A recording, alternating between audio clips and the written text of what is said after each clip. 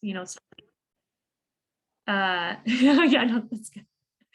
They didn't miss much if you're watching the recording now. Well, you're right on time. Yeah, the Habitat Patch program really has a lot of great perks. There's a really nice Facebook community that you can be a part of as well, and like share photos and ideas with other folks that are in that program. And then members do receive a discount. So if you're a member, first off, thanks for being a member, and then also you know, definitely consider joining this program. If you have questions about this program, you know, you could email Lisa, email me, and we'll point you in the right direction for folks that can help you out. Okay, so why do we usually do fall cleanup? Is it just because we love the sound of leaf blowers? Is it because we just have nothing to do in the fall? We might as well, you know, rake up some leaves. Well, oops, sorry about the skippy mouse there. No, it's because we're trying to keep our yards tidy, right? We don't want our lawns to completely die out over the winter time. And I'm going to talk about like the appropriate amount of grass that you can leave.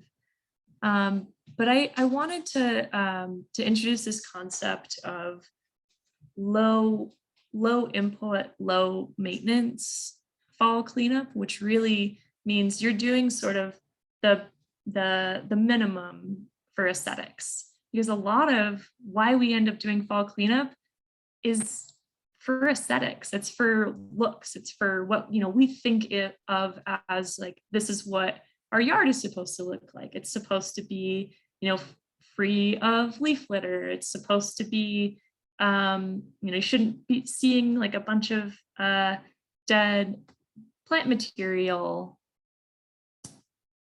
Oh, that's not good.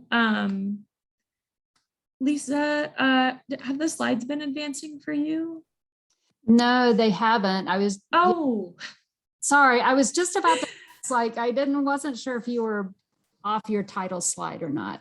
Nope, I've had like 50. Okay, now it is just advanced to someone raking. Oh, just now? Just now.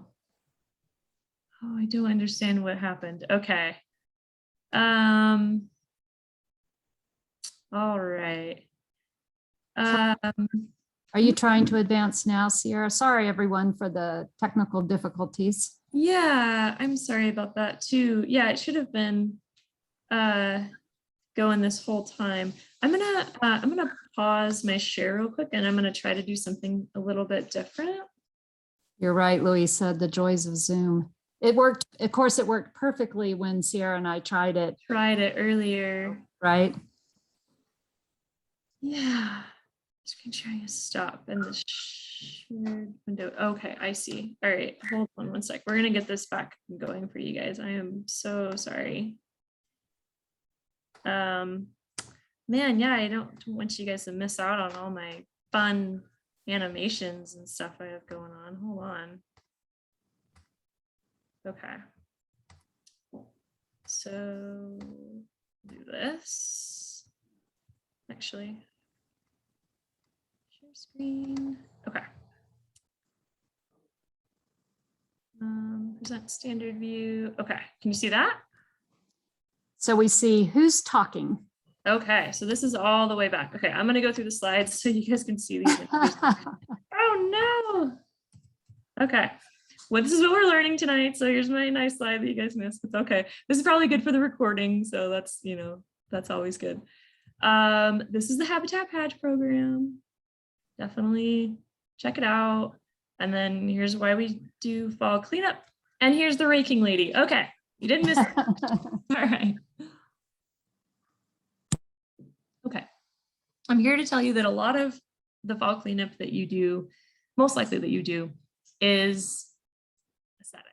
So it's not necessarily something that is going to help your plants or help your garden or the creatures that inhabit your garden. And we're going to talk about specifics here. Does this look like habitat to you guys? Tell me if you see anything that could be used as habitat in this photo. Jump in the chat and let me know what you think you could use as, what birds could use as habitat, for instance, or pollinators.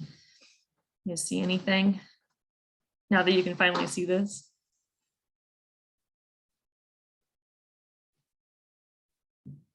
No habitat for birds or pollinators. Yeah, there's some shrubbery, right? Luisa says turf desert in the foreground, some trees and shrubs near the house that might provide habitat. Quail use the bushes. Absolutely. So we have the very, I would say, bare bones of habitat here. We have 3 canopy layers. We have this ground cover in the form of our turf. Not really habitat. It's like Luisa said, it's a turf desert, right? So this doesn't really provide much habitat for really anything. And that's kind of the point, is that there's nothing alive in here, because we do a lot of lawn chemical treatments to keep it that way, right? So that we don't have anything, nothing's being eaten, and nothing is eating anything in here. So there's no predation going on, because we're killing anything that that tries to eat the turf to begin with. We do have some shrubbery here, and this small tree canopy layer, and then we have these large shade tree canopy layers. So that's good. That's a really great start. Breaking up those canopy layers are really helpful for habitat. But ultimately, is this habitat? I would say no. I would say no, and it would, or very, very rarely. This is a picture from the Des Moines Botanic Garden. They are in a very different bioregion than we are. Obviously, they're off in the prairie area, but this is habitat, right? This is a meadow habitat. They do have tree canopy, in the background as well. So they've got kind of two layers, which is great. But really, the diversity of plants that we have here. This is what habitat really looks like when it's done well, and when it can be aesthetic too. So I talked about how our fall cleanup can be seen as being an aesthetic only thing. You better get every single last leaf off of your turf, right? If leaves fall into a system like this, you're really not going to notice that leaf drop. It's going to be, taken up and probably recycled by a lot of the nutrient recyclers. We're going to talk more about that. You're really not going to see those leaves, and so you're not going to need to really do a lot of raking, because they'll end up in these beds as a natural mulch, anyways. The other thing I wanted to point out, and I couldn't find a picture of this exact meadow in the wintertime, but if you think about all the greenery of these plants dying back, they're turning brown or gold, all those like really lovely winter colors, and then just a soft blanket of snow going over the top of this. This is winter interest. This is what we call in the horticulture industry winter interest, where there's a lot of different textures and plant forms that can highlight that really nice soft winter light that we have, and also make great little architecture areas for fallen snow and that sort of thing. So really, if you want to look at aesthetics, I think that a meadow front yard, even though that's not our bioregion, the plants of our bioregion, I think that this look is more aesthetic than just blank turf and a couple of shrubs. This is our front yard this summer. We just moved into this house, so we inherited a meadow front yard. We're in the Habitat Patch program, which is great. This this yard doesn't have a lot of native plants, so that's something that we're going to be focusing on as participants of the Habitat Patch program, and as folks that just love Idaho native plants. We'll be definitely adding more there as well. We also will be increasing the diversity of our front yard as well, because even though this looks very colorful at this time of year, we'll be adding a lot of different types of plants to just increase the diversity, and I'll talk about why here in a little bit. But again, this a meadow landscape front yard or a native plant landscaped front yard can be highly aesthetic and beautiful.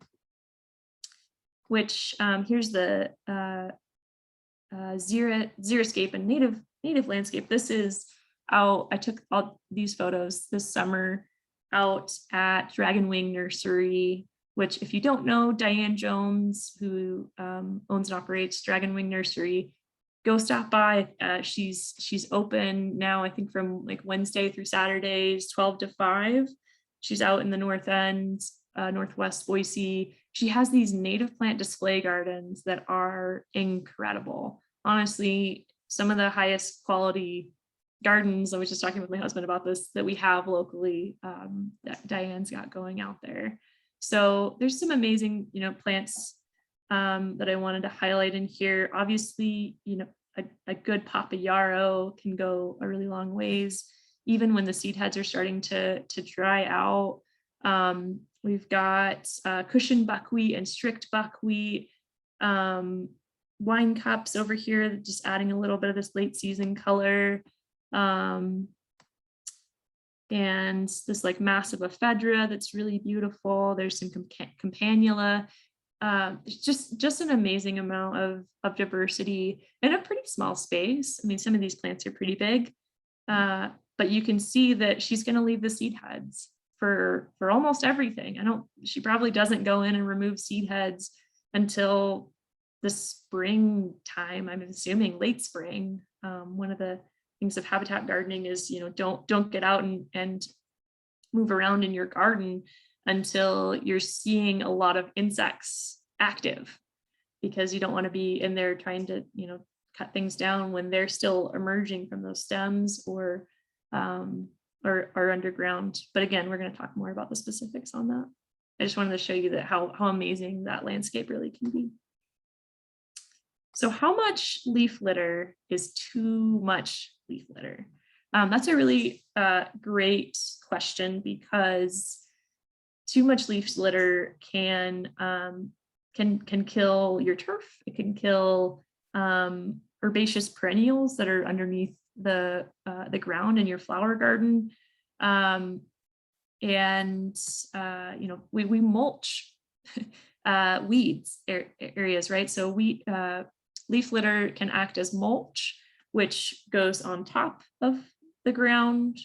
One of my kind of pedantic things that I always like to get into is the difference between mulch and compost, because I hear a lot of people using them synonymously. So mulch goes on top of soil, not turned into it, and it goes on top of soil specifically to suppress weeds, to hold soil moisture in the ground. And then when it's an organic mulch, like we're going to talk about, it's actually feeding the entire system there as well. So how much leaf litter is too much, now that we know a little bit about what purpose it serves? This for a front yard turf is too much. So what you'd want to do in this instance, this is like ash leaves that have fallen, you would mow over these leaves, and then you would add that to the beds, or you could collect those and compost them yourselves or put them into your compost bin. But this rate that you're seeing here is a rate that could do some damage to your turf over winter. If you don't care that much, maybe this is the start of your journey into removing your turf, which I'm obviously a big advocate for. But obviously a lot of people are in HOAs where you can't remove your turf, or you can't, downsize it to a certain size. or you have a dog, you have needs. We have a small patch of turf in our backyard that we're keeping for a future dog. So mowing over this and then using that leaf litter is definitely my recommendation, not just raking it up and hauling it away, because that stuff is gold. And I'll talk more about that in a second. This is about the amount of leaf litter that you can leave in turf areas, in grass areas. It's about 10% coverage. That's fine. This is not a problem at all. In flower beds, it is a little bit more. So you can leave about this amount in flower beds, no problem. Even what I like to tell my clients is like 2 inches in flower beds is fine, especially depending on what you have growing underneath. In Idaho, we do not get a lot of rain. As you, I'm sure, know, we only get about 11 inches of rain, and that's really not enough to break down leaf litter over the winter time unless it's already started to break down. So you can mow over your leaf litter, and that will start the process of breaking it down. Water, obviously, will help break it down more. So if we have a really wet winter or a really wet spring, you may see that stuff break down faster. But I definitely recommend mowing over it in your lawn if you've got it like this, and then adding it to your bed. It's unlikely that little pollinators or other insects will have established in your lawn in just that small amount of time. So it's pretty safe to go ahead and mow over it and then add it to your beds, so you're not shredding up your pollinators. But once it's in the flower beds, then it needs to stay there and stay intact, kind of untouched until the springtime, because they're definitely going to be using it. Whether you see them or not, they're there. Any questions about leaf litter and turf? Let's pause for 1 second. Does anybody in this class actually even have turf? I should have asked that at the start.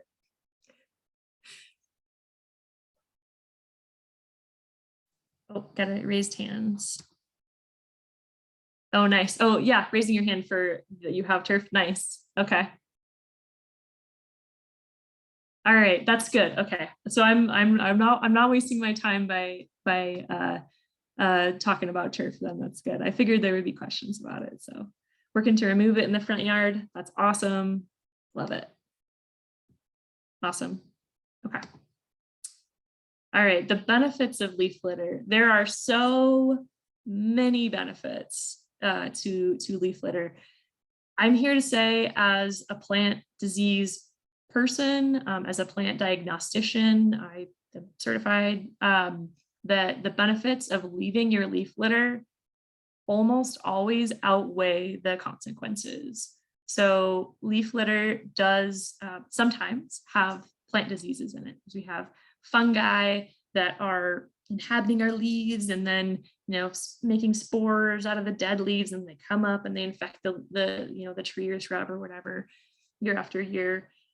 The benefits of leaving your leaf litter on the ground and what it does for your soil, what it does for the environment that your plant lives in, outweigh the detriments of disease like 99% of the time. And if you're curious and you have questions about, well, I see this leaf spot disease or this powdery mildew or this, whatever disease in my yard, if you're seeing that, you can definitely, be more cautious and remove those specific leaves from your, so say you have a crab apple that gets powdery mildew every year. You can rake up those leaves and get rid of those in particular if you're concerned about spreading it back into your yard. Or you can send me an email if you've got questions about, okay, what disease do I have going on here? And is it worth, because actually it's all about the disease's life cycle, because some of them don't even work that way. But the benefits are that you are stewarding this entire system. So this is just like a really glanced overview of like a soil food web. So we've got our arthropods and our isopods and fungi and bacteria and little springtails and all of this stuff. There's so much richness in soil, and that's where things start. Like that's where life starts, right? Is in the soil. And if we're not stewarding that, even in our urban landscapes where things are just totally different, or urban ecosystems are totally different than natural ecosystems. If we're able to steward that and add this organic matter into our yards, then everything follows from there. Then you have, you know, bigger and bigger insects, and then you've got birds and other mammals and stuff like that. So really the food chain starts with organic matter, which is AKA compost, which is AKA leaf litter. Leaf litter is gold. It's carbon. It's, you know, it's what everything feeds off of through the soil food web. And I'm sure you've heard this before, but, or maybe you haven't, which is amazing. This is your first time. In a single pinch of soil, there is over 1 million organisms in a single pinch. Anyways, I do a soils class and I get really stoked about that. But that's not what we're here to talk about. But the soil food web starts here, and our entire urban ecosystem food web starts here. So we have to be paying attention to soils. Urban soils in particular are typically low organic matter unless you've been adding to it. They're typically higher clay, which has its own problems, I'm sure, as you know. Compost is one of the only things that can actually help that situation. So definitely compost and mulch if you have clay soils, for sure. And that's going to help all of your plants thrive too, right? So it's all part of it up to a certain point. I am going to put this caveat in here. I know this is a beginner class, but organic matter has a ceiling of when it starts being helpful, and that ceiling is somewhere around 8%.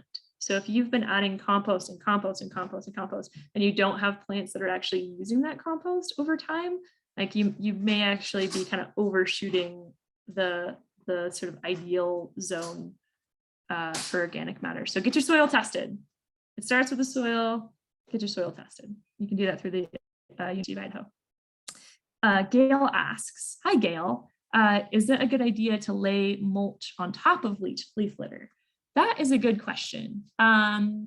If I were going to do that, I would use another type of like organic mulch. And what I mean organic, I mean like organic life forms like us, so carbon-based, so plant-based. I really like arborist chips. I really can't say enough good things about arborist chips. I'm going to put that in the chat here. You can get arborist chips for free from Chip Drop. Arborist chips are one of the healthiest things that you can lay down for trees. It's like, you know, broken down. They are the broken down pieces after an arborist will chip a tree. Trees are used to living and coexisting in areas where there's like broken, dead tree stuff on the ground, right? Think about forests and that whole recycling of nutrients. So it's very, very healthy for trees and shrubs to have that broken down arborist chips, you know, broken down dead material in their root zones, which then of course impacts, you know, our birds, because those higher canopy levels, the shade trees and stuff like that, they love. So if your trees are thriving, you know, the birds are thriving. Is it a good idea to lay mulch on top of leaf litter? I think it's fine. I don't know that it's like a normal practice, but I think it's fine. So I would, you know, you could put leaf litter down and then put arborist chips on top of that, and it would just be a really solid layer of mulch. I wouldn't do that if I knew I had plants underneath. So if I had herbaceous perennials or bulbs or something like that underneath the soil that I'm covering up, I probably wouldn't add an extra layer of mulch on top. But you could definitely do it to areas where you like, you know, you don't have a lot growing right now. Absolutely. Great question. On the left side of your screen is soil that doesn't have any life to it. So they cooked the leaf litter and the soil, so it doesn't have any fungi or anything in it. And I'm going to replay that if I can. Let's see here. Oops. Oh, it won't replay. That's a bummer. Anyways, you can see how quickly this started to break down here on the right. And that just shows when you have life in your soil, things break down faster. And moisture is obviously a big part of that as well. So irrigating, leaf litter is an important part of the process, right?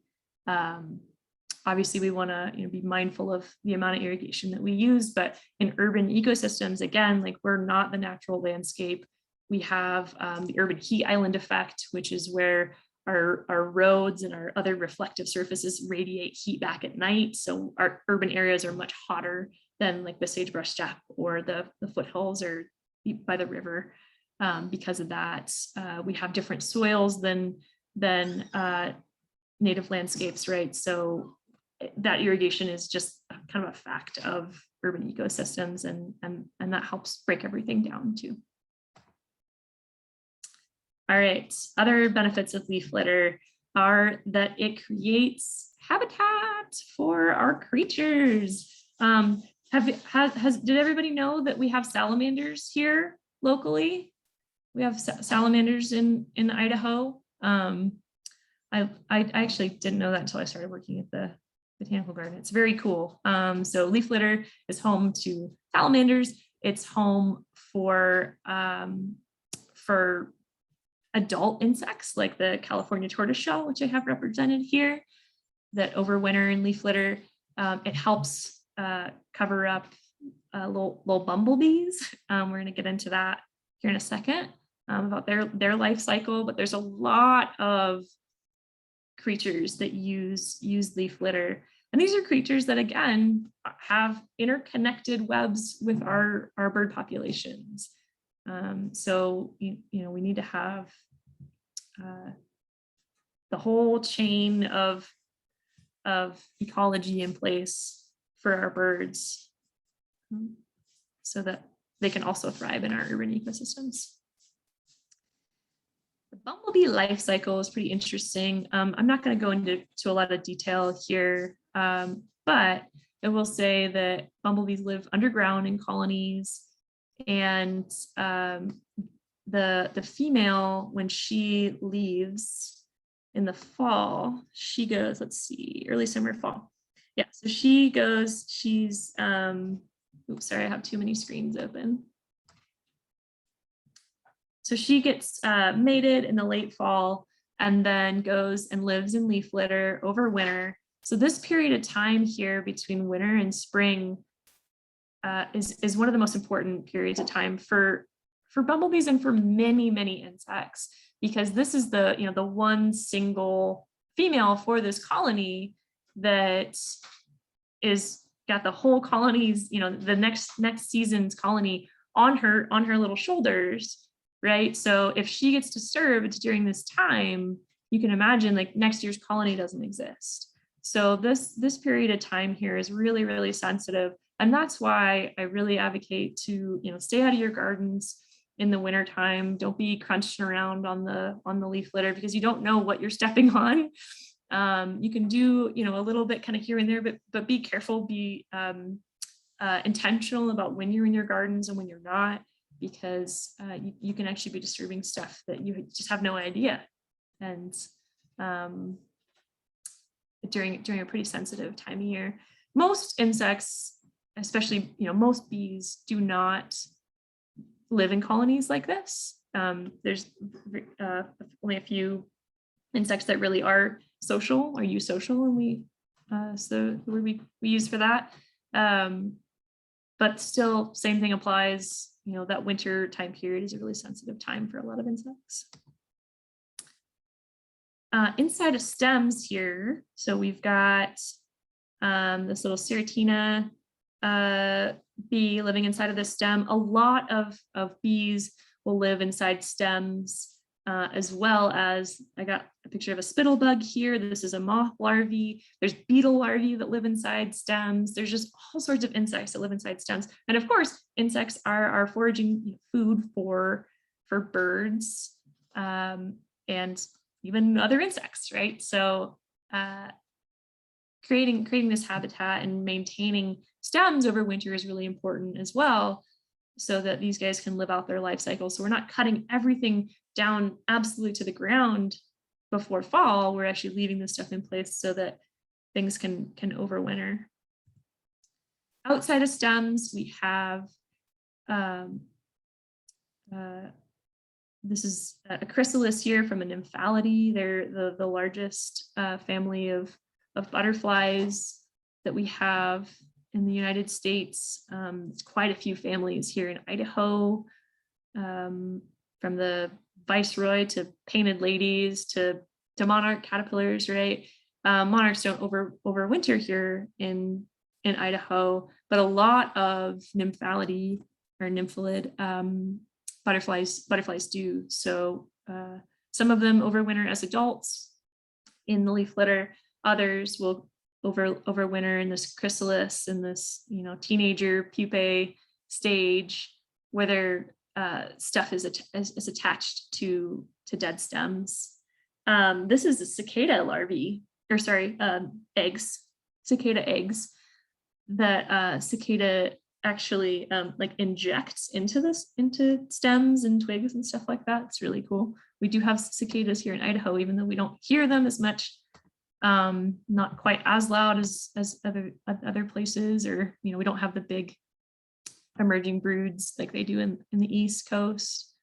Oh, and then we've got our little moth stem represented there as well. In bunch grasses. So bunch grasses are another thing that we tend to slice all the way down.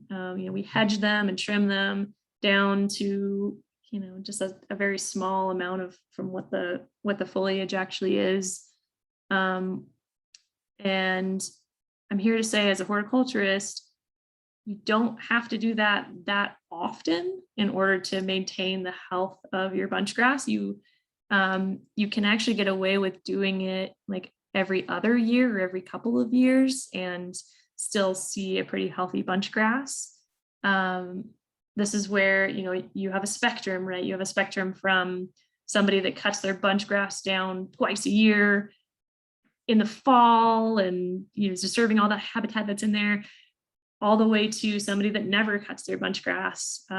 If you don't cut your bunch grass ever, you will start to see it die out in the center, and you'll just get a bare spot eventually. But if you're, again, thinking about aesthetics in a different way, thinking about the utility instead of this like traditional beauty, maybe that's okay.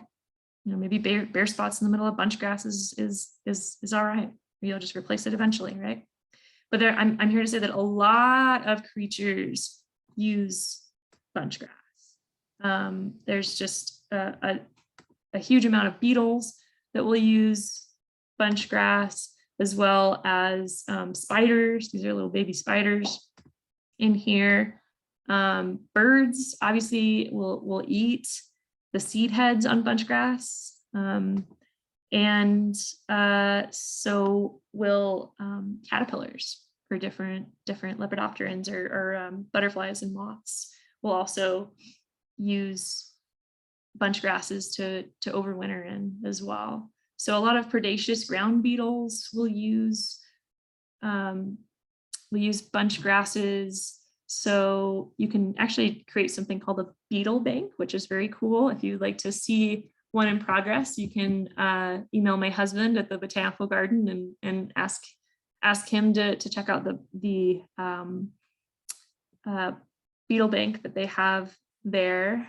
It's basically a raised area, like a mound, raised up so that water doesn't infiltrate in, and it's got bunch grasses on top. And really, as far as I know, most bunch grasses will work for this purpose. So you could add some muley grasses or some pennisetum or something like that if you wanted to go, more of those traditional bunch grasses, or you could go for more Idaho natives and get some Great Basin wild rye, some Idaho fescue. There's just a huge amount of awesome bunch grasses out there, and I highly recommend to incorporate them into your garden because you're missing out on the perks in the habitat if you are not using them. If you are in the wild urban interface, which the city of Boise defines as like north of Hill Road. If you're not in the city of Boise, I mean, anywhere that, you know, you're connected to sagebrush habitat or even like woods areas, you're in the wild urban interface, which is essentially you have a higher fire risk. So if you're in that area, tune out all of this because you should not have a brush pile. We've seen obviously, you know, the damage that fire can do locally and elsewhere this summer. So please don't use brush piles if you are in a dangerous area. But for everyone else, like we're up on the bench, so we have a brush pile and we love it. We see all sorts of interactions with it. And it's just so much fun to watch. Again, there's another brush pile that you can check out at the Botanical Garden as well. There are a lot of instructions about brush piles that say, you know, you have to have a pallet and you've got to have it raised up off the ground and all this stuff. And really, it doesn't rain here enough. So as long as you don't have water hitting it, it's not going to break down as quickly as a lot of that literature says. Because again, 11 inches of rain, very few places are like us in the world. So stuff stays like a statue, basically. So yeah, breaking down, keeping your anything that you are cutting down or removing this fall or in the springtime or over summer. You know, I do a lot of winter pruning, so we end up, you know, using a lot of that material for brush pile work. Yeah, brush piles are awesome. Lots of creatures use them for sure. So I highly recommend them. All right, this is a little tutorial on how to create habitat for not only stem nesting bees, right? Stem nesting bees get a lot of the focus here, but there are a lot of creatures that use stems other than bees. They just, you know, happen to be some of our favorites, right? So we're going to start in winter when, say, we planted a really nice Rudbeckia, black-eyed Susan over fall, and now we're starting to see its little seed heads dying. The flower parts died back and the leaves have died back, and now we've got our dead flower stalks. So then what we do in the springtime is we cut back these seed these stems down somewhere 8 to 24 inches, and we do this at a time of year when things are pretty warm. So I like to tell people, like, observe your garden, see what's flying around. Honeybees will be flying around really early in the springtime, so they'll fly as early as late February, March. Really, that's still too early for a lot of bees that could be using your Rudbeckia that got in there in the fall. I recommend, don't start spring cleanup until at least mid-April if you're able to do that. Again, people with HOAs and stuff like that may have issue with that, but definitely, mid-April is a pretty good time locally, depending on how our spring's going. Then you'll still have this old stem material, but it's going to be overshadowed and replaced by the new season's growth. And you'll have bees active in here that start their activity in the springtime or even in the middle of summer. Honestly, they're bees and other insects really vary about what time of year they actually will use stems. So they don't just use them over winter. Sometimes they'll actually use it for portions of the spring or portions of the fall. So just always having stems available is kind of the goal here. Then next winter, again, same kind of concept. We'll have our old seed heads from the spring and summer up. We'll have the last year's stems still there, and they're going to slowly break down over time And then in the springtime, you know, the whole process kind of starts over. So there's always some stem material there. So we're not cutting anything down all the way to the ground. And again, this is a scale, right? So there's somebody that will like never, ever, you know, clean up their Rudbeckia, through to somebody that's going to clean up every last stem every single time. And I think that this gives a really nice balance between those two things. Patricia asked, why not high trim the stems in the fall so insects can access the hollows? Yeah, you can definitely do that for sure. It does make it a little bit easier for certain insects to get in there. So you could do that. I think in this example too, you know, thinking about it as a Rudbeckia, those seed heads are really great for bees too, or sorry, birds, birds too, right? So do we want to keep some seed heads available for birds? Yeah, you know, it's really just up to you. So there is no reason why you couldn't trim the stems down the very first year so that insects can access them. I will say a lot of insects already come with the ability to get into stems even if they aren't cut. Some cannot, there's a few that like to have that easy access, but a lot of creatures are able to cut in there, especially if they're pretty flimsy hollow stems, pithy stems. Yeah, half and half. Yeah, so save half for the birds and then save half for the stem nesting insects. I love it. I think that's great. This is an example of what I did this summer when our lupin died back. So I just cut the stems down. See, these are nice, very fat stems. I'm sure I'm gonna see something in there over winter. You can do this at any time of year. All right, going into seed heads now. I think I saw Heidi Ware on this call. Thanks for the tip about lavender. I had never let lavender go to seed over winter, and we definitely saw some finches on our lavender this year. So that was really exciting. We didn't deadhead for a really long time, and they were all over it, which is really sweet to see that. So lavender is definitely one of those plants. Again, it's the balancing act between do I want freshly cut lavender, you know, and do I want to like produce the most lavender possible? And of course, if you're like a lavender producer, you're going to come in and cut those seed heads back. But for somebody like us, like we just love seeing nature interact with our garden. So we're not out there trying to like produce the most out of our plants, and we'd much rather see birds interact with them. So we were pretty stoked about that. Sunflower, can't say enough good things about sunflower. If you have sunflower in your yard, you know there are a lot of birds that interact with our sunflowers locally. Michael, I see your question. I saw it just pop up. I'm gonna save that to the end. So yes, I will absolutely answer that question. That's a really good question. Oops. Okay. All right. Rudbeckia is another great seed head for birds. I want to introduce you, if you haven't heard of it before, to Rattlesnake Master. It's one of my favorite plants, Eryngium. This is the seed head. The flowers actually look pretty similar, but they're like a bright green color. Comes to us from the Midwest.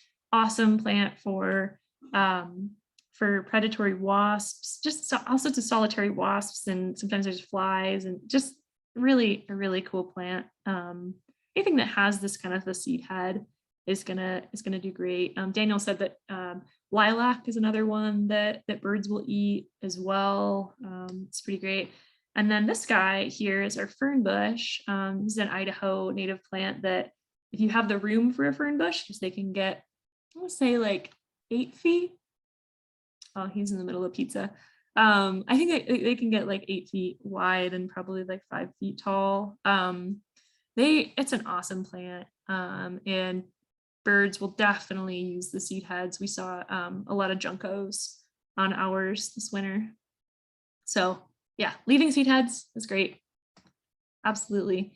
So getting into some more plants for birds, I did want to share this information here that when you increase the diversity in the plants that you have in your yard, you greatly increase the species richness for sure. And there's a couple studies that have been done by the Xerces Society, who's a great resource for habitat gardening and other things like this. If you haven't heard of them before, I'll just throw that name into the chat because people usually ask me, wait, what? How do you spell that? When you take 10% of a piece of land and put it into native plants, you can actually see the bird species double. So just that one little investment in fostering native plants has a big impact as you get up the ecosystem. So definitely focusing on native plants, but incorporating just as many of these habitat plants as we can into our gardens is the goal. So birds that plants love. Time check. All right, we're doing good. So serviceberry. Okay, how many of you have eaten serviceberry before? Have you experienced the delights of serviceberry? I think it's like one of the most tastiest berries. I will typically tell clients that really want to grow blueberries here. Blueberries are kind of hard to grow in our alkaline soil. It takes a little bit of work. So I will tell them to just grow serviceberry instead because it's kind of similar. They're very tart and delicious. I highly recommend tasting some serviceberry if you would like a sneak peek. Should just go eat some at the botanical garden. No, they probably wouldn't like that. Grow a serviceberry and try them yourself. They're really, really good. Anyways, the birds love them too, for sure. So it's an amazing Idaho native shrub that is really fun to grow. It has amazing fall color too. It turns this like bright oranges and reds, and autumn brilliance is actually one of a great cultivar. It's a good habitat cultivar as well. Super low maintenance, but does prefer sun. So if you have a pretty shady yard, you might not want to grow this one because it's will grow not as thoroughly. Louisa says the robins get all over my serviceberries before they fully ripen. Yeah, it's hard. You got to fight the birds a little bit for this one too, but that's just shows how good of a habitat plant this is, huh? And then Patricia says, no serviceberry, we do have currants. Well, you're in luck. Is my very next slide currants? No, it's not. Okay, well, the next one is going to be. So crabapple is another great North American native. Crabapples are really great because they are also wonderful pollinator plants as well. Very nutritious for pollinators. You know, when you see a loaded crabapple, you'll just kind of hear it humming. A lot of those may be honeybees. And I'm sort of, you know, I went through the Oregon Master Beekeeper program. I love honeybees as my first like, introduction to insects, really. But the more that I learn about them and how they impact our native landscapes and stuff like that, I'm a little more like, honeybees, they're fine, they're pretty cool. But gosh, our native insects are the ones that are really, really sweet and interesting. So that's where I'm at in my insect journey. Anyways, crab apples are a class 1 tree, which means they're on the smaller side. You can put them underneath power lines, that sort of thing. So they have a lot of uses, but they come in a lot of different sizes. You can get dwarf crab apples, and then you can get some that get up to 30 feet. So really depends on which kind you're getting. They're pretty drought tolerant. Definitely can be really great for that use. And fairly low maintenance as well, although they do tend to get, like I said earlier, powdery mildew if you overwater them too much, or they can sucker a lot. Actually, if you're having to constantly prune back suckers on a crabapple, it probably means that you're overwatering. So I would turn down that water. Yeah, great bird plant though, and you can definitely see there's some massive crab apples actually down at Catherine Alberson's Park, as well as the botanical garden, and the birds are just all over them once they get to that stage in the summertime. All right, Eastern red cedar. I included this one because we lived in a house in the Bench area that had these amazing, massive cedars, junipers, really. So it's called Eastern red cedar, but then if you look at here at the scientific name, Juniperus virginiana, it's actually a juniper. So really, it's called Eastern red cedar, but it's, you know, they look kind of similar, so I can understand why common names are confusing. But we had these amazing trees in our backyard and had so many birds on them over the winter time, especially. We saw all sorts of interesting winter residents, and really enjoyed seeing that for sure. You can also use, if you're wanting to do more of the natives, the Rocky Mountain juniper. I like the Eastern red cedar because the canopy was a little bit more open. I think you could prune Rocky Mountain juniper to be that way, but it wasn't quite the same effect. So I did want to introduce this one just because we had such a good experience with it. They do get pretty big. This is a class 2 tree.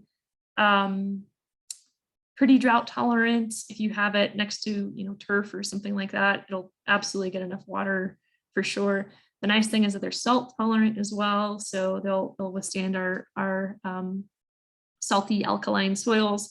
Always look for that when you're planting a tree. If it prefers acidic soils, don't plant it here. It's not going to do well.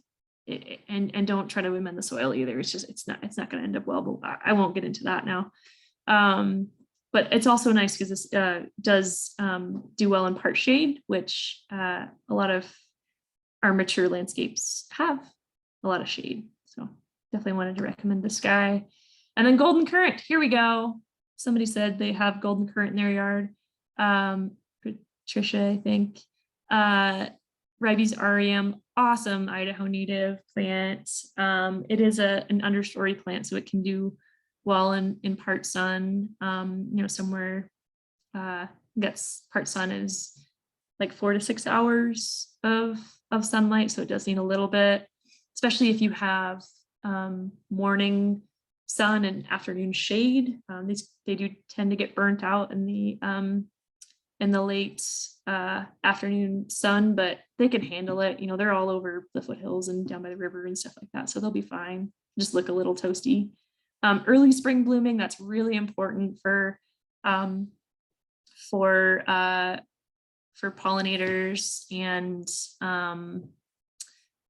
and then they create these awesome berries by kind of late spring, early summer.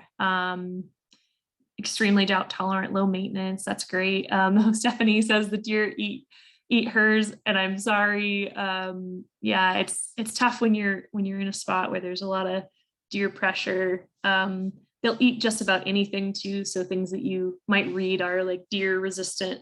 Really, a deer will try what it wants to try. And they do have some preferences for sure. They like the, you know, the kind of fleshy, you know, tulip bulbs and stuff like that for sure. But yeah, they'll go after whatever. And then Louisa says aphids were really active on her golden currants this spring. Absolutely, I do see aphids on golden currants pretty often. With aphids, all I recommend is just to hose them down with a really strong blast of water, because really, if you can just get them to drop, they're actually, it really interrupts their life cycle or kills them. I'm starting to think about aphids in different ways.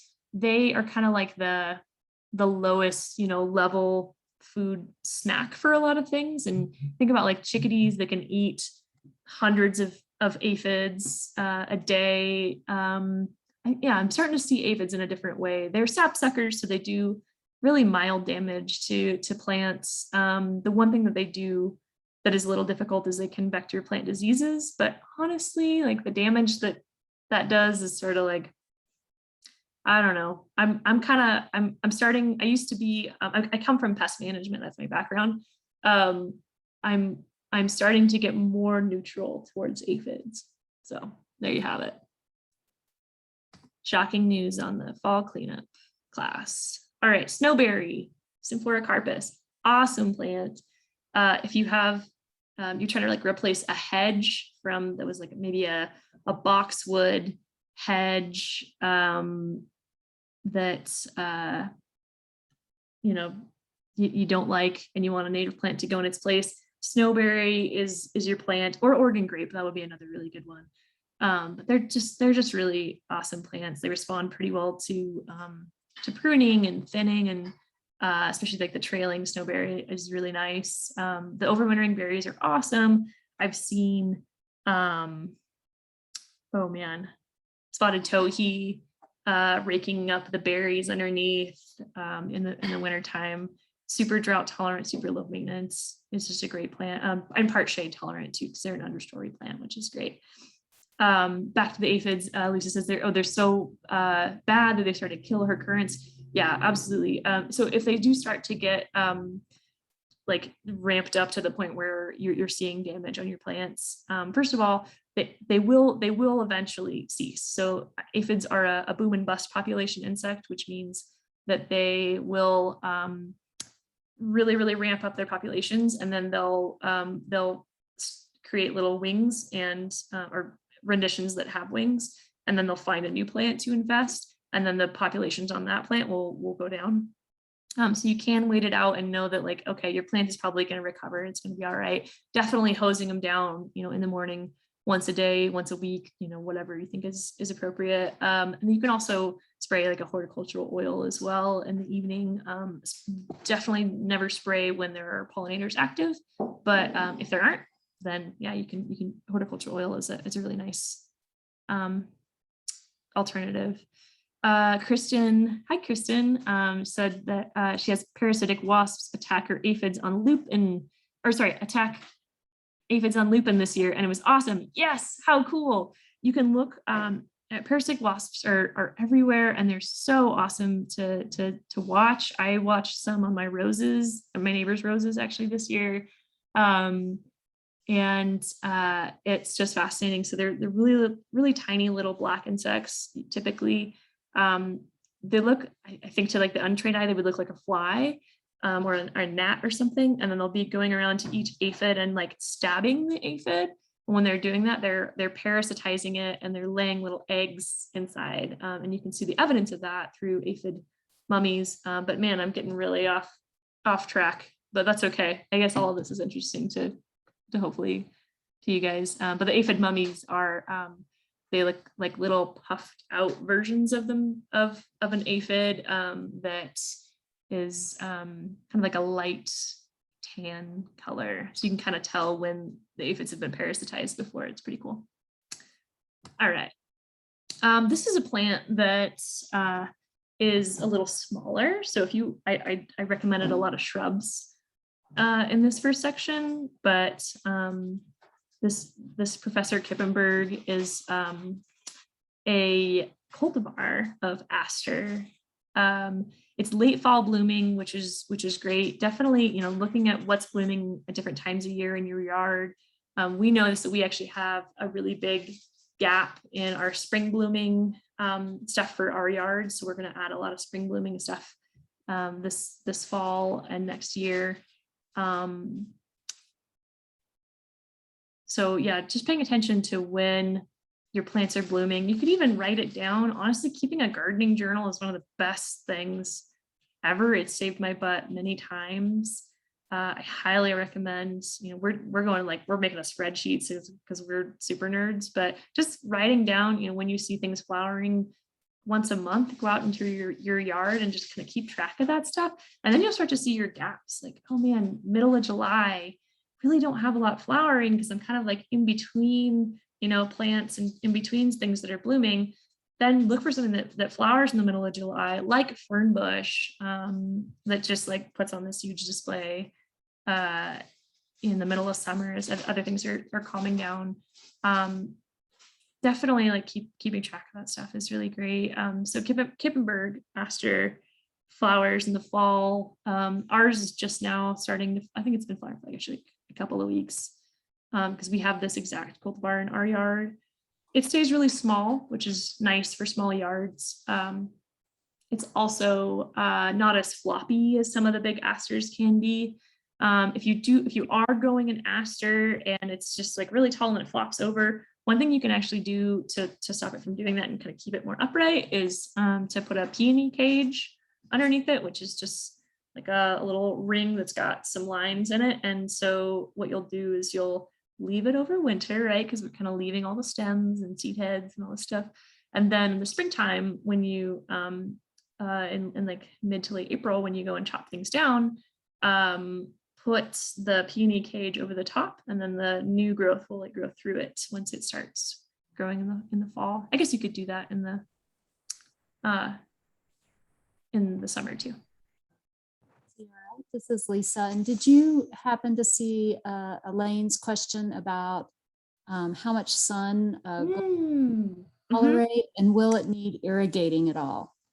Thank you so much, Lisa, for chiming in. I didn't see that question. So, okay, I'm looking at it now. How much sun can a golden currant tolerate? Let's see if we can go back to our golden currant slide here.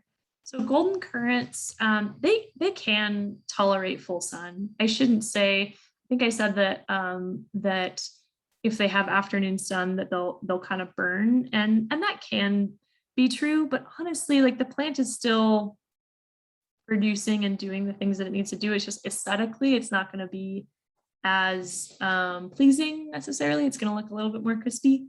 So it can tolerate full sun for sure. I've seen it in a lot of places around, in the foothills. And again, our urban areas are not the same as our foothills areas, and planting something is very different than something seeding itself there naturally. So native plants, even native plants and xeric plants, need to be irrigated their first, I say 3 years. So you're irrigating the first year. We call that the sleep year. So there's not going to be a lot of growth that's put on. The second year is when they creep. So they'll start to, grow a little bit bigger. And then the third year they'll leap, and you'll really start to see a lot more growth. And when you start to see that, that third year and that third, that bigger expansion of growth, that's when you can start to cut back on irrigation. And I will say that a lot of people ask me, like, how much do I water this? How much do I water that? It's very hard for me to tell you, like, water this for 15 minutes or that many, minutes per day, whatever, this many days, because everyone's irrigation system is so different. What I can tell you is that a golden currant will need a lot less irrigation than a hydrangea. And I can get into more specifics about your system if you send me an email. Then I can actually, if I see what you're working with and I see like, oh, you've got this kind of overhead irrigation or drip system, then we can talk about like, okay, 15 minutes every other day, whatever. In general, I can tell you deep infrequent irrigation is better especially for shrubs, especially for native shrubs. Getting that root system established is really important, and then they'll be able to rely on their own root system and adaptations. After that, we do, I would say, water, in really hot summers like this year. Even if you had hot native plants established, I have clients that have fully native yards, and I had them water this summer just because it was so ridiculously hot and crazy. So hopefully that answers your question, Elaine. Feel free to ask follow-ups if you had more questions after that. Grace says Chelsea chop around June works well to keep taller asters from flopping. Mine are teeming with pollinators right now in Eagle, which is awesome. That's great. Yeah, right. So what you can do is you can chop down, if you have really tall flowering plants, like you have a really tall rudbeckia or something like that, or asters, you can cut them down early when they after they've put on a little bit of growth, and then it'll keep them lower. So yeah, thanks for that, Grace. That's a really great tip for everyone. Awesome. Okay. I think I am just about done here. obviously there are a lot more plants out there that you can use for your yards. I will go ahead and take questions now. I do want to say, I mean, I'm sure there's a lot of birders on the call, but if you're if a new birder, you can go birding anytime, even when you're out for your morning coffee. That's what I wanted to say. Okay, so I have a question here from Michael. Any recommendations on getting rid of pests like bill bugs and ants without using pesticides? Yes, absolutely, Michael. So the first question you want to ask is it a pest? And I know that's an annoying question, but it really is good to like step back and question those things, because there are a lot of times when we see bugs, but we don't realize that they're not necessarily the pest that we think that they are. So a lot of times, especially like earwigs and stuff like that, get thrown under the bus as being this massive pest. And if you see a single earwig in your garden, you know, or a handful of earwigs, then like, oh, I've got to go, you know, put oil out and kill all my earwigs. It's not necessarily true. And so bill bugs and ants are both nutrient recyclers. They're absolutely critical to urban ecosystems. They're totally a part of that cycle. So there are times that they're a pest. So like in that example with Louisa, right? Like she was noticing, okay, no, these aphids really are damaging my plant. You know, they're damaging the new growth, that sort of thing. I've got to take action. So like first step, back up, look at the damage, you know, try to be more objective about it and see like, okay, well, what's really happening here? And is it really a pill bug that's doing this damage? Or is it a black vine weevil or a caterpillar or something else? Bill bugs usually are a problem in pests, or sorry, in turf. Sorry, I said pill bugs earlier. Pill bugs, I'm getting my pill bugs and my bill bugs mixed up with very different creatures. Pill bugs are nutrient recyclers. Bill bugs are mostly turf pests. So sorry about that. I kind of misread your question there. Bill bugs in turf without using pesticides. Grow turf that does really well here. So don't grow Kentucky bluegrass. Grow like a zero lawn. Fescue is great. Just things that thrive better here. I would also say that don't over fertilize your lawn as well, because when you over fertilize plants, especially turf, that can actually encourage pests to come in, because it actually signals to pests like, oh, there's a bunch of nitrogen here, like I'm going to come eat up all this extra nitrogen. So don't over fertilize your lawn. Ground beetles are the predators of bill bugs. So you can actually, you know, use that beetle bank that we talked about and try to encourage as much ground beetle activity as you can. That's also brush piles are really great for that.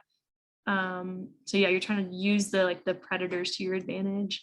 Really, I think that's a big part of it. And we probably have bill bugs in our yard, and we have little, you know, sections that aren't perfect. And I've been really just trying to see it a little bit differently too, but you can't always, you know, always do that, and everybody's aesthetics are different.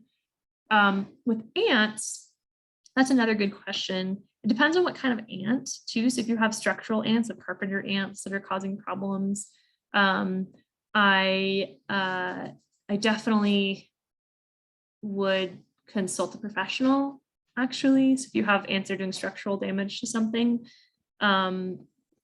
one company that I really liked, I interviewed a lot of companies when I worked at the botanical garden, and found ProTech to be really great. They actually understand the science behind pest control, and I will tell you a lot of companies do not. I'm going to pop in my email address while I'm seeing this question from Louisa. So that's structural ants. So get a professional if you have structural ant problems. If you have sugar ant problems, I actually would recommend, I know it's a pesticide, but it's a pesticide that's like very specific. So I would use borax for ants. Absolutely. I definitely have in the past for what we, for ants that we've had at our house. Borax is really nice because it's very specific to ants. So they're the only ones that are going to be eating it. It doesn't have any secondary impacts to, as far as I'm aware of, to predators that are eating those ants. So yeah, it's a pretty good product that way. Otherwise, I don't know of a lot of other things that actually are like scientifically proven to work. I know there's a lot of home recipes around. My dad lined his kitchen with cayenne pepper, and I was like, Dad, please don't do that, because honestly, it's gonna get like it up in the air and get in your eyes or get in the dog's nose or whatever. So it's a really, really bad idea. Do not line your kitchen with cayenne pepper, and also it's not gonna get rid of your ants. So there's a lot of like personal stories of that kind of stuff working, but as far as I know, none of it is kind of shown through research to work. So I hope that answers your question, Michael. I'm sorry it was a really long answer, but it's a little bit more complex. Okay. Lisa says, I have problems with Canada thistle. Oh no. Oh, I'm sorry, Louisa. Yeah. So, okay. Yeah, and talcum powder is getting harder to find. Canada thistle is a whole other thing, man. Yeah, it's a really difficult one. That's one of like the worst. I mean, obviously it's on the noxious weed list, so it is one of the worst weeds. Digging it up isn't a bad idea.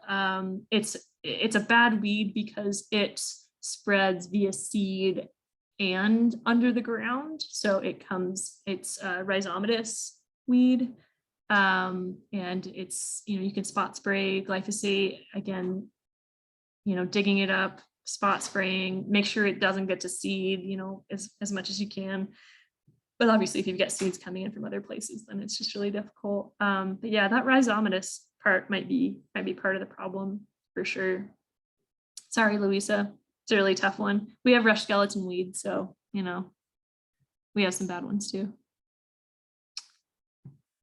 All right. Any other questions around fall cleanup for birds? I mean, I didn't want to make this a single slide class that would just basically say don't do fall cleanup. I wanted to get more into the weeds, so to speak. But essentially, the big message here is that you can do really minimal fall cleanup, and that is much better for birds and the whole ecosystem that we have in our urban areas. And just wait till spring, for a lot of things. Just wait, which is a nice thing, right? So you can get your habitat patch sign up in your front yard, and then when you don't have to go out there and cut everything down to the ground, you can just say, oh yeah, it's my habitat garden, right? Which is great. Sierra, I have 2 pages of notes from your. Thank you so much, and great questions, and yeah, just helping to kind of do that paradigm shift, right? Of what does a beautiful landscape look like? So thank you. Any more questions before we wrap up this evening? Yeah, it looks like there's one more question from Catherine, who asks recommendations for lawn seed. Can we just mix it in with our current lawn? Yes, you can. You can overseed, which or broadcast seed over the top. Just make sure that you're following whatever directions are on the seed packet or on the package that you get, because it'll talk about like the rate, and you don't want to seed too thick, because that can actually create problems for your lawn. So you don't want to have too thick of a crown. Yeah, recommendations for lawn seed. I like fescue. There's a red fescue that oh gosh, what's that word for it? It's a fescue that is more drought tolerant because of its, okay, big word here, mycorrhizae, so the fungi that associate with the root system. So just make sure that when you, or if you're looking for this, for fescue, that it's already been inoculated with the beneficial fungi that will help it grow better. And that's not true for like most plants, I will say. That's like very, very specific. So don't go buy mycorrhizae, fungi mix for your yard. It really it doesn't, that kind of stuff typically doesn't work. It works in very specific circumstances, like when you're growing peas or legumes or fescue, or there's a few other plants too. But yeah, good question, Catherine. Yeah, I like that. Xerolon is a really great thing too. You can look that up. I'll type that into the chat. A couple different mixes by that name. Oh gosh, we could do a whole class on like how to make lawns more friendly for birds and bees and all sorts of stuff too. But really the end of the day, like shrink it down, add more shrubs, more native plants. Okay, I don't see any more questions, Lisa. Do you? No, I don't. I'm switching between the two, and it looks like we're all good. So nice job, Sierra. Thank you so much. Wow, what a wealth of knowledge that you just shared with us. So many thanks for that. That's fantastic. And thank you. My pleasure. For joining us and participating. And as Sierra and I were talking a little bit earlier, we can't wait to see you in person. So stay healthy, and we will see everyone hopefully at the next monthly program. Yeah, thanks everyone. Oh, and that monthly program is Sean Finn talking about the Native Plant Network. So that's going to be a really, really good one. And I guess we should say too, there's lots of volunteer opportunities coming up, so definitely check the website for that. If you want to get your hands in the dirt, I'll be out there. Daniel will be out there, so I'll be out there. Yep, it is a great. Lisa will be out there, so yeah, we'll see you there. So, all right, everyone, have a great evening. Thank you, Sierra. Bye.